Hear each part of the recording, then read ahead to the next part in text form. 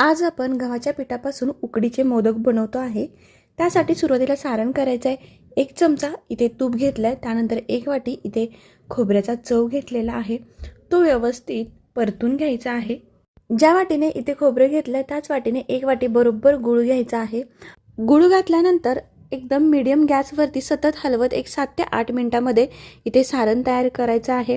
इथे तुम्ही पाहू शकता सारण तयार झालेलं आहे। आता सारण थंड होत आहे तोपर्यंत इथे कणिक मळून घ्यायची आहे।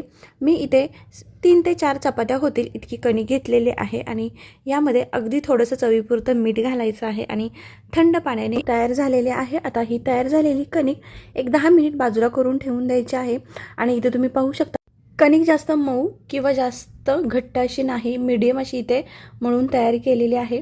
आता 10 मिनिटं छान कणिक मुरल्यानंतर इथे कणकेचा असा एक गोळा घ्यायचा आहे आणि पिठामध्ये बुडवून नेहमीप्रमाणे जशी आपण चपाती करतो त्याप्रमाणे इथे चपाती लाटून घ्यायची आहे आणि एखाद्या छोट्याशा वाटीने इथे छोट्या छोट्या पुऱ्या तयार करून घ्यायच्या आहेत। यानंतर प्रत्येक पुरीमध्ये 1 चमचा सारण घालून घ्यायचं आहे आणि छान अशा पाकळ्या तयार करून घ्यायच्या आहेत। मोदक वळून इथे तयार झालेले आहे तोपर्यंत इथे एका भांड्यामध्ये पाणी गरम करायला ठेवलेलं आहे। आता पाणी एकदम खळखळून उकळलेलं आहे। आता या उकळलेल्या पाण्यावरती तयार झालेले मोदक ठेवायचे आहेत आणि कमीत कमी 20 मिनिट छान अशी वाफ बसू द्यायची आहे। आणि तुम्ही 20 मिनिटांनंतर पाहू शकता मस्त असे मोदक तयार झालेले आहेत।